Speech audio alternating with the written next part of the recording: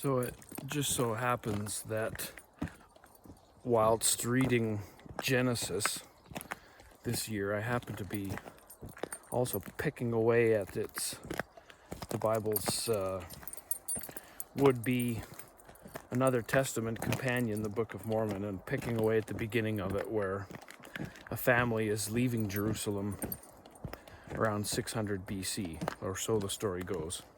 Anyways, now I know that it seems to me to be sort of a cliche and boring pastime amongst scripture readers to lay claim to fulfillment of prophecies. Say, oh, this is what this prophecy means, or this is what that prophecy means. Clearly, this prophecy has been fulfilled, yada, yada, yada. As if Joseph Smith, when he was trying to figure out the discord and lack of harmony amongst the cohort of religionists, professional, by the way, who claim monopoly on the fulfillment of prophecies, but demonstrably can't agree on basic stuff. Anyways, whatever, blah, blah, blah, blah, blah. You know what I'm talking about. All I'm saying is that this is one that I think is neat. I think is arguably beyond Joseph Smith and Oliver Cowdery's creative writing capacity.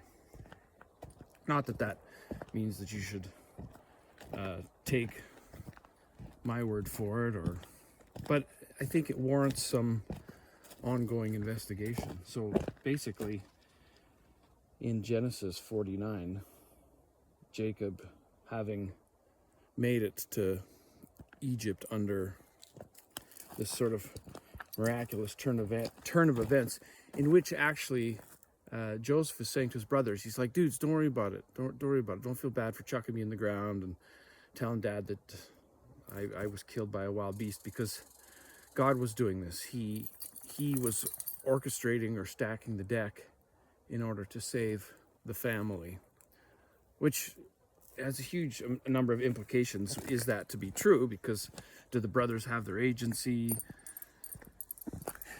Anyways, like, God was doing something the whole time through their crappy choices.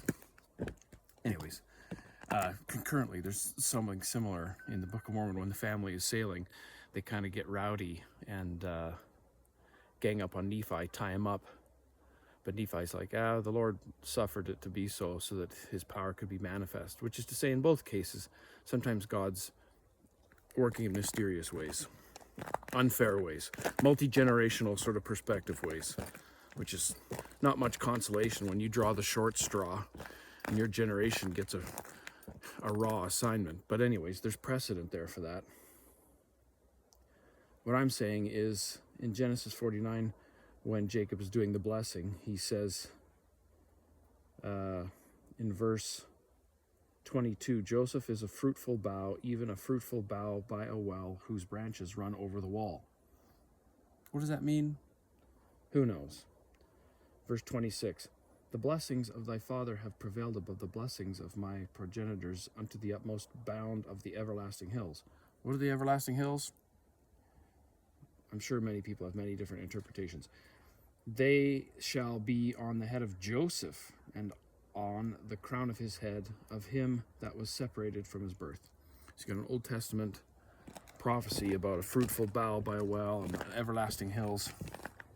And at the same time, I'm reading in the Book of Mormon this family, which, as it turns out, are descendants of Joseph. I think they're descendants of Manasseh.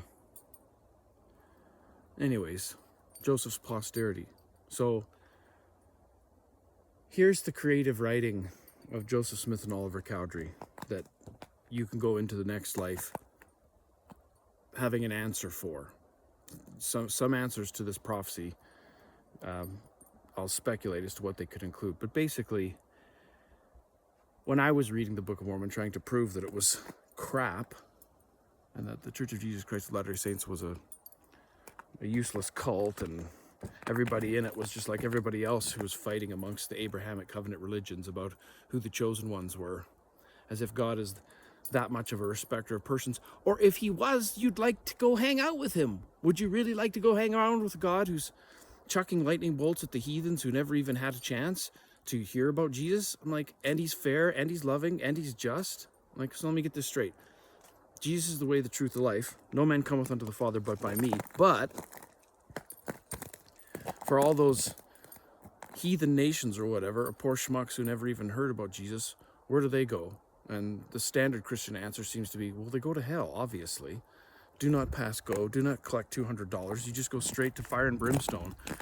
We're just going to chuck you like a poor soul off a Pride Rock into a lake of fire because you never heard about Jesus. And I'm like, sounds loving to me. Anyways, what I'm saying is, this is a type and shadow, or purports to be a type and shadow, that Joseph being stashed in Egypt in order to save his family, to save the house of Israel, is a type and shadow from Joseph's descendants being stashed in the land of the everlasting hills as a type and shadow to save the house of Israel. Now, when you read that, you're like, A, what the heck are you talking about? Who cares? B, oh wow, that's a creative appropriation of a Bible prophecy. But clearly that's not what it means. Listen to my friend who makes a living translating Bibles. He'll tell you all what it means. No conflict of interest there. Or C, you're like, nah, maybe it's true, but I don't care because I'm too busy trying to pay the rent and I got no time for organized religion. Or short of having a revelation where all of a sudden your life is full of good fruit and your identity changes and you become husband and father material as a result of getting close to Jesus, you could just hedge. You could just be like, well, this is as good of an interpretation of scripture as another one. Why don't I hang out in this club for a while and see what happens? And in terms of the notion that God actually is using type and shadow and using prophets to do a multi-generational tapestry of a work, maybe that's true. But one thing I am pretty certain, you're going to get an opportunity to show your work. You're going to get an opportunity to, afterwards, like me in high school, having to go up to the blackboard on a morning randomly to show my work. Either I had my work done or I didn't. And when I didn't, it wasn't a good experience. So you can go on ignoring it. You can go on disparaging Joseph Smith's character and Oliver Cowdery's character as if that constitutes a proper answer to the assertion that, in fact, the house of Israel is being gathered, that the first shall be last and the last shall be first, in terms of the Jews to the Gentiles first, and now from the Gentiles to the Jews, which is the reason why there's 60 or 80,000 plus Church of Jesus Christ of Latter-day Saints missionaries pounding the pavement all around the world to, what does the title page say? Jew and Gentile. It's super icy. I'm going to fall on my face.